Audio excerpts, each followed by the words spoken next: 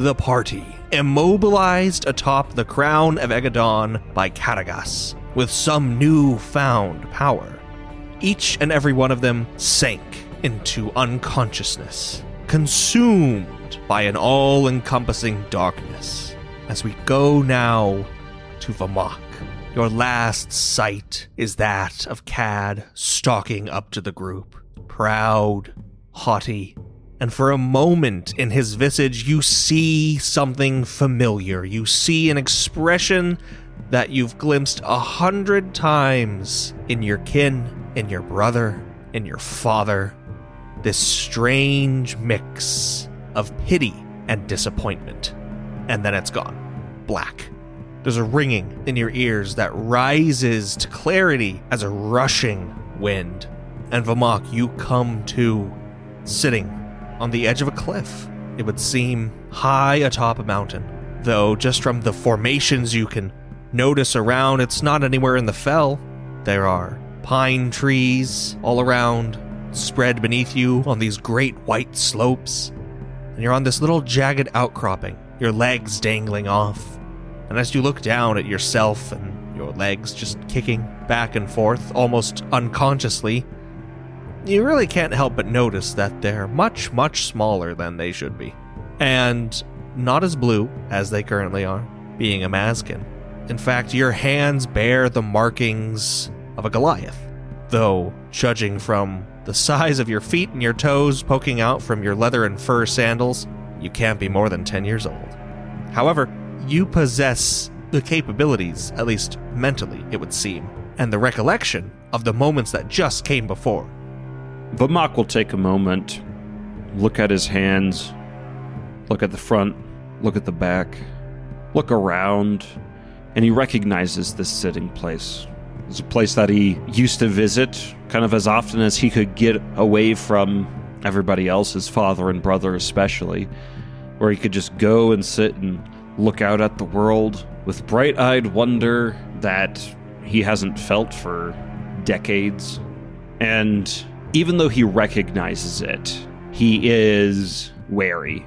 He still remembers everything that just happened. Right? He still remembers Cad stalking up towards the group after incapacitating them all. And so he's going to take a look around, and he's going to see if he can find anything out of place. See if he can find the source of what he is assuming to be an illusion. Roll insight. Ooh, starting the night off hot with a 21. As you look around, honestly trying to glean some imperfection in this supposed illusion, instead, there's more so just a general calm that you notice. In the wind, in the trees, even in the snow as it lights beneath you.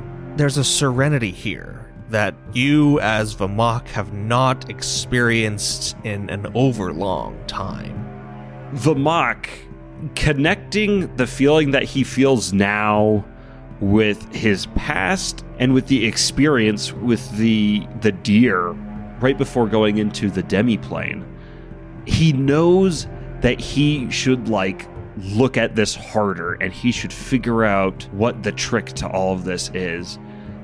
But just for a few minutes, he's just going to kind of put that on the back burner. He's just going to forget about that and just enjoy the moment. He's just going to feel what's going on against his better judgment, right? He's going to drink deep from this feeling that he hasn't felt in so long. This feeling of not having to care about anything, right? Similar to the feeling that he felt on the beach so long ago. And so he's going to sit back down at the edge of this and, he's going to pick up a little pebble and he's going to lean over the edge just a little bit and he's going to drop the pebble down and just see if he can tell where it hits. But, it's the pebble so small and the drop is so great that after a few seconds, he loses sight of it, and he thinks he can hear the faintest, plink of the stone hitting the ground, but he's not sure if that's real or just imagined. And he's just gonna do what kids do and kind of occupy himself for a time, not really thinking about too much, not really worrying about the greater schemes, the greater mechanisms at play here. He's like, the gods, the heart of the void, all of that has completely left his mind. And you hear, refreshing, isn't it? And then a split second later, a boot is planted on your back.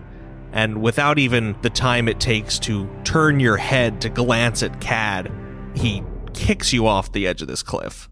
And as you go hurtling down, in this split second, closing your eyes, you immediately impact the snow and the dirt, and there's this dreadful pain in your jaw, and you hear, "Get up, I'm not done with you."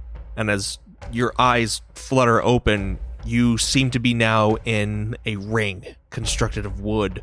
There are Goliaths all around you. You suppose now, looking down at your body as you climb to your feet, that you're in your teenage years, and standing across from you, fists raised in a battle stance, is your elder brother. Looking up at his brother, Vamahk doesn't say anything initially.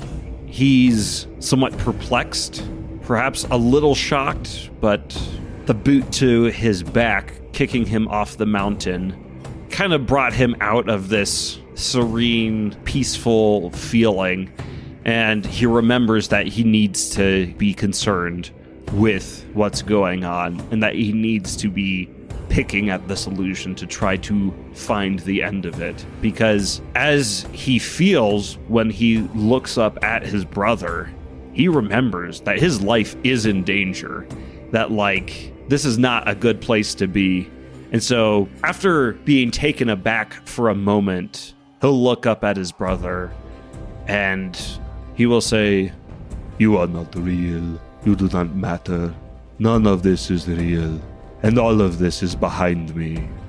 Your brother simply scoffs and then delivers a massive right hook to your jaw that sends you spinning, and you fall down into a chair. Basically, as the scene changes again, you don't seem to be that much older.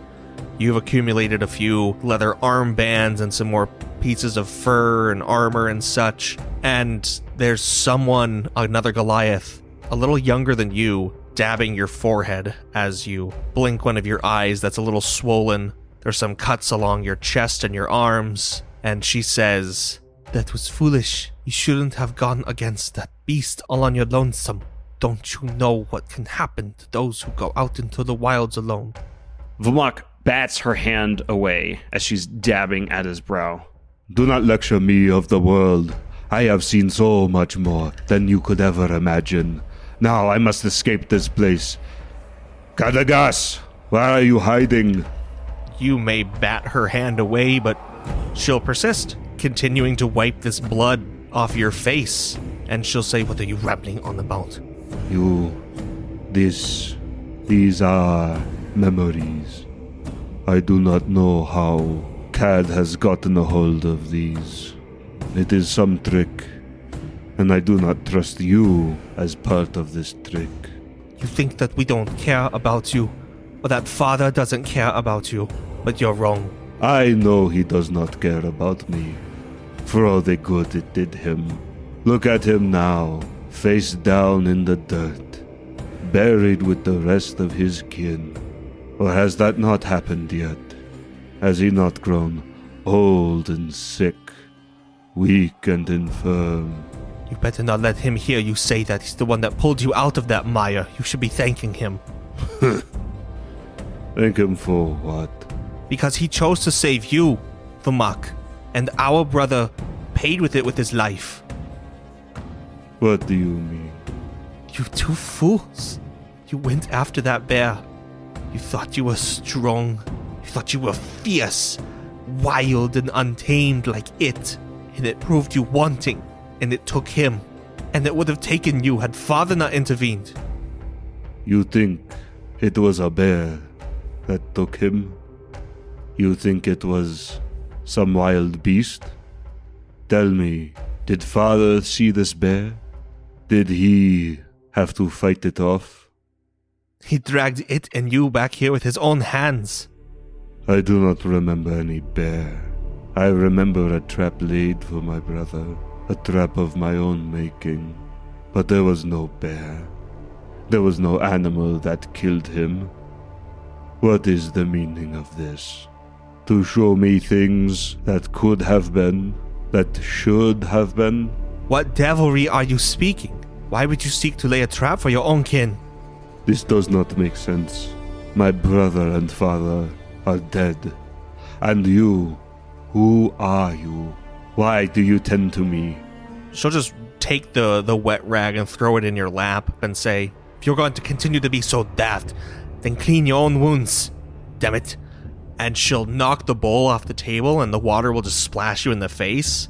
And with that reflexive flinch, you'll open your eyes again and you're standing before a wash basin and this burnished mirror. And looking at yourself, you're almost like a fully fledged Vamahk before you left your tribe, but not quite. There are some candles burning in this room, and it's mostly quiet. You just hear the creaking of the wood, the wind outside, and a very distinct weeping, very faint, from perhaps the next room over. I'm going to go towards the weeping as quietly as possible and very carefully. I don't want to rush into anything. Just very, very cautious. Because now Vamahk is on edge. Now he is he doesn't know what game Cad is playing at. And he doesn't think that he likes it. As you make your way to your door and then outside as silently as you can, this weeping is revealed to be in just the next room over. Though that door is shut, that noise intensifies the closer you draw. Though it's obvious who's ever crying is trying and failing to stifle said sobs. I'm gonna reach down for the door handle. Is it locked? No, it doesn't seem to be as you try it. I'm going to push the door in very slowly, casting a little bit of light from the hallway into this room. You're able to do so without making a noise to a degree, and then as the door opens enough for, say, half your form to take up the doorway, the door gives off this large creak, and this Goliath girl who'd been weeping just on the floor beside this fur bed looks up at you, and her face contorts into pain and anger and just says, "The hell do you want? Get out of here." For whom do you weep? I'm sorry, what? Are you suddenly the caring older brother? Tell me, who do you shed those tears for? Why do you care? You can't know. You don't have friends. You don't have people who care about you, who you want to care about. You're a stone, Vamahk. I may as well be talking to one. You do not know me. You do not know what I have been through. The things that I feel, the pain, and the anguish that I have endured. It is better to feel nothing, to spare yourself from the pain that you feel now. That is what I learned long ago. That is what father taught me. That is what brother taught me. These tears you shed, they will not yield you anything. Only action can change the path that you are on. Action and power. These are the things that were taught to me. These are the chains with which I am now bound, powerless to escape them. And you see that her sobs have evolved into a quiet laughter, and she just raises her head up and lays it against the edge of the bed, and she's laughing, and she's like, "Did you hear that? Did you hear that? Oh, ancestors. It said it feels pain." And then she'll level her eyes at you. These big, red, swollen eyes that are just brimming with tears that have stained her cheeks. And she shakes her head and she says, "You don't know power, Vamahk, because you don't know powerlessness. You've never wanted for something that simply couldn't be, because everything to you can change. Everything in the world can conform to your whims. But you know what can't? People, others, people we care about. Those people can't change. No matter how hard you try, you can't make them feel some way they don't feel, or do something they don't want to do. But you have to care about someone first to feel that. and you've never cared about anyone. Go. Why are you here? Go back to bed and leave me alone. Why do you say these things to me? As if you know me. As if you know what I have felt. What I have sacrificed. Who are you to tell me that I have never cared for anything or anyone? Who are you to say that I have never shed tears, that I have never felt powerless? It is because of that powerlessness that I have shed such things, so that no one can have the power over me again. I overcome through my own strength, because I know I cannot depend on others. Those who should be there to teach me, to uplift me, Father, could have shown me the way of strength. Instead, he was a cruel, vindictive man who raised cruel, vindictive boys who delight in the suffering of others. How am I to live with that if I break down and cry every time I am faced with the unsavory things that I have done to get where I am? You may think me heartless. You are not the only one to have leveled that accusation at me. But there are those that I travel with, who have remained with me through the horrible things that I have done, who think that I am not beyond hope, and perhaps they are right. But I refuse to listen to the judgments of a fictitious character being displayed before my eyes in an effort to show me some truth. I have had enough of this. And Vamahk's going to take a step back and shut the door rather forcefully. Not quite like slamming it, but giving it a good dunk. And you hear from behind you, just down the hall from where you came, "You believe all that, do you?" What does it matter? If I do or if I do not, I know how this story ends. It does not end with me sipping drinks on a beach with my companions, patting each other on the back, saying what a good job we did in saving the world. My story ends the same as my father's, face down in the dirt, cold and dead. At least in the end, I will not have been anyone's pawn. Not Vale's, not Egg's, not yours.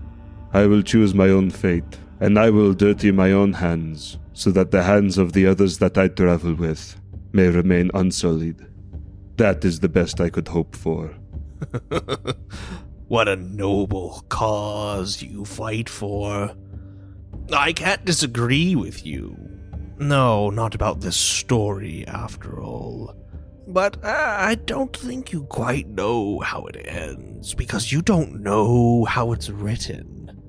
Besides, that's inconsequential. I want to know something from you, Vamahk. And Cad, who's kind of half in the darkness, just leaning against the wall, will stride down this hallway closer to you until he's only a few paces from you. And he'll stop and he'll say, "Why, of all things, of all imaginations, people, places, and things, why were we brought to that cliff, to that ring, to that long house, and now here to this night that never existed? What part of your mind conjured this? Because I believe you have me mistaken. I am merely a passenger. You are guiding this steed. So, Vamahk, why here? Who," and he just points to the door that you exited, "was that?" What would you have me say, Cad? That was what could have been? That it was a sister that I secretly longed for? A companion who I wish my brother could have been? You say you are a passenger in this voyage through my mind. Yet I do not know the meaning of these things. And you seem to hold yourself in a way that indicates you know something that I do not. No, on the contrary. I believe we're just as lost as one another, you and I. Color me intrigued, is all. What are you getting at, Cad? Did you come here so that you could see the tears of a fictitious woman? Some caricature in my mind of perhaps someone who would weep for me when I am gone? Is that what interests you most? You still seem to hold some misconception that I created her. This is your own doing, Vamahk. This is your mind speaking. Perhaps as you've never had the thought to listen, the eyes to see. I know dreadfully little about you, which is why I said I won't seek to kill you. Not yet. First, I must understand you, fully understand you, and find out where you fit in this puzzle so I can correct it. And what correction do you see fit to levy at me? Now that you have seen this woman, who, if she truly is a manifestation from my own mind, perhaps it is the judgment that I levy at myself. Now that you have seen the tears that I myself could not shed, what is the proper course for me? He cocks an eyebrow, and he looks at the door and then back at you, and he says, "Oh, for you, I think it's a simple one. The others are complicated. But no, you've always been more to tread on the side of black or white. And I think for you, it would be fitting to mete out such a thing. I think in the grand puzzle, some pieces fit, and some just don't. Scarred, marred, warped or otherwise. Best to blot it out, like a stain, and find a new one. He'll point his finger at you and nod, and actually turn and start walking back down the hallway where he came. You should have stayed where you were. Lived. Died. Inconsequential on the side of some god's forsaken mountain. Forgotten by family, unloved by friends, and buried in a shallow grave to be eaten by the summer lichen. No, you should have never come here, Vamahk. And he'll turn around again, his arms spread, and you see this sense of realization in his eyes, like he's figuring this out as he goes along. You are not like the others. You don't have a greater purpose here. You were only ever a stumbling block, I believe. Unless, of course, you think me wrong, prove me otherwise. Everything they did with you, they could have done without you. Vamahk, now being the one to look like he's realizing something, says, "Perhaps you are right, Kadagas. and a grin starts to spread across his face. I do see things in black and white, and you have made it quite clear that you are my enemy. You tell me that I should have stayed put. Well, I will tell you the same. You should have stayed where you were, and left well enough alone. I know what I am capable of. I am one who would skewer his own companions. Therefore, I will have no reservation skewering you." Oh, Vamahk. It's darling, truly. Who was it, Rolandia, that you stabbed? That you impaled upon that ghastly arm of yours? Yes, that's what it was, wasn't it? I know exactly who you are, but I also know exactly who I am, Vamahk, and I am not one who would simply skewer his companions. I am one that would burn the world over 1,000,000 times to get what I want, to get what it deserves. I once thought you similar to me, and for that reason I perceived you as a threat. But I think, Vamahk, and Cad turns his back and starts to walk down the hall again, I think the more I realize, and his voice grows tinny, a little echoey, and as if, like dream perception, location change all of a sudden without context. The wood is no longer wood of these walls, but rather a slick stone, old brick of a subterranean system. About an inch, 2 or 3 inches of water at your feet, and you hear the tiniest little just splish splash of Cad's feet as he recedes into the darkness. No, you and I were not alike. You were never a threat. Not at all. Because you, Vamahk, are simply a being, and I am simply more. And then the little splish splash of his feet stop, and he's completely shrouded in darkness. You can't see if he's even still there or not. Down this long hallway in this subterranean sewer.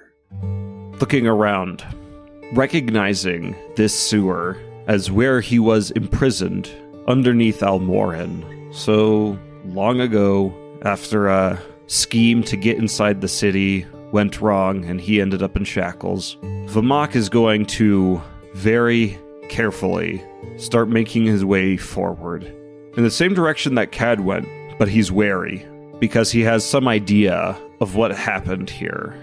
He knows that there's danger. And as you're walking along, every step you take, you can feel this blood drumming in your ears with every little splish, splash, splish, splash of your feet. There's 3-4 heartbeats accompanying it. And every junction that you pass, these narrow hallways that stretch on into just this unseen oblivion, there's this strange vertigo that overtakes your eyes every single time you look down those gaping hallways.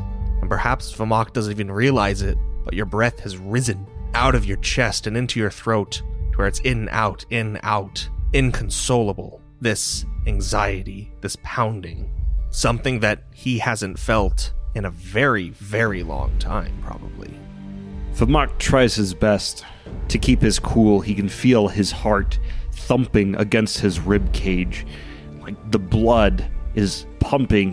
It's like he can hear it in his ears. That's all he can hear. It's all consuming. And he knows that there is something lurking in this darkness, something that he can't quite put his finger on, but feeling almost compelled, even knowing that the stench of death hangs over this place, and not just any, like his death, but he feels compelled to move forward deeper into this darkness and face whatever is in there. And as you go step by shallow step, junction by junction, you come finally to a room larger than these hallways that you've been in before.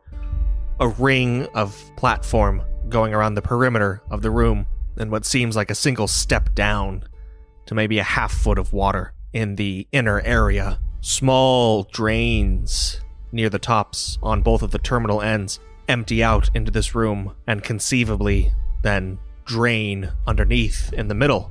And you hear from beneath this water a sort of wailing as you see bubbles are rising to the surface, and you can hear this frenzied screaming and panting, and it's desperate and it's panicky. And then as you step just the slightest step off the platform and into the sort of 2-inch deep water, the 6-inch deep water, the bubbles cease and the screaming stops, and you're left with silence save for the water that has slowed to a trickle in these aqueducts on either end of the room. Vamahk stops moving and instinctually tries to use his tremor sense to perceive, right? He's reaching out with intent, just as a natural reflex, not even thinking about it, because he knows that whatever danger there is, right, after all of that, the noise and the freaky screaming and everything, he knows that it's close. And as he stops in the middle of this room, this nexus of these hallways, of these sewers, he tries to reach out and pinpoint the exact location of this creature, because he knows that the last time he was here, his life almost ended. He knows that as he sees everything around him and he remembers being in these dungeons beneath Almoran, he knows that this was probably the last time that he felt truly powerless, that he felt that his life could be snuffed out with as much effort as it would take to blow out a candle. And he is determined to not let that happen here. And so he's sitting and he is waiting for this thing to make its move, for this creature to come at him, and for things to maybe be different. You hear a small skittering and a cheeping like rats or mice, but then something too strange echoing along from one of these passageways, like tiny blades clacking against stone, almost like someone just tapping their fingers over and over in a pattern on the desktop or whatever as they're waiting impatiently, and then that ceases. Roll a wisdom saving throw. Wisdom, you say? That's one of my 2 saving throws that I'm proficient in. Good thing, too, because that's a total of 17. Kind of a low roll. As there's almost this instinct to raise your arms in defense, you fight that. But for the brief second that your hands come into your periphery, your fingers are shaking. And even as you clench them into fists, you can feel in your wrist this beat drumming against your skin as your heart goes faster and faster. Okay. Vamahk is going to try to steel himself. For someone that has spent so much time studying death and studying ways to avoid it, I think he realizes now, kind of for the first time, that his obsession with death was rooted in a fear of it, was rooted in this idea that I don't need to be afraid of death if I can avoid it. But after his talk with Cad, Vamahk comes to a different realization. The realization of if he truly does not belong, and if he truly has nothing to lose, then I guess it doesn't matter if this goes either way. And so he is going to take a big breath in, and then exhale in through the nose, out through the mouth, and he's going to raise his fists, and he's going to get in a bit of a fighting stance, spread his legs out a little bit, make sure he's nice and firmly rooted so that he can't be knocked off balance.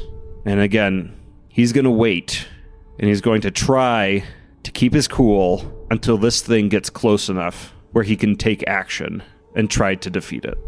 And you hear again this, like, knife points against stone, clacking, clinking, from one hallway, then another, and then the entire opposite end of the room. And carried on this putrid wind that wafts through this sewer, you just hear, "Bloody." And a chill goes down Vamahk's spine. Like all the hairs on his body are standing up on edge. And even after he has steeled himself, he still feels his blood run cold. And he still feels that instinct to start running. Is there any indication where this voice, where this stench is coming from? Roll perception. That's a 6. As you turn this way and that, you finally pinpoint where it's coming from. But by then, all you hear is right into your left ear, and you are floored into the water. Vamahk, knowing that this is exactly what happened last time, starts to panic. All of the resolve, all of the steel, it just evaporates in an instant. And for a second, 2 seconds, 5 seconds, it feels like time is just stretching forward into eternity. He's struggling, right? And he's feeling like this is it. For everything that he has done, for all his chest thumping, his grandstanding, for all of his speeches and harsh words about strength, here he is, drowning in what can't be more than 6 inches of water. For all his cunning and scheming, this is it. With these thoughts racing through your mind, this foul taste of muck in your mouth as this water floods your nostrils, as you're pushed, leaned on into this stone, and then your head is wrenched back and cracked down as your nose snaps against it, and the taste of blood fills your throat as water and gunk rushes into your lungs, followed by your own blood. You just hear this incomprehensible screech and scream, muffled by the water, briefly made clear as you're ripped from it, and then smashed back down underneath. As Vamahk struggles, as he flounders in this water, he has, one of those moments, not quite his life flashing before his eyes. He just had that.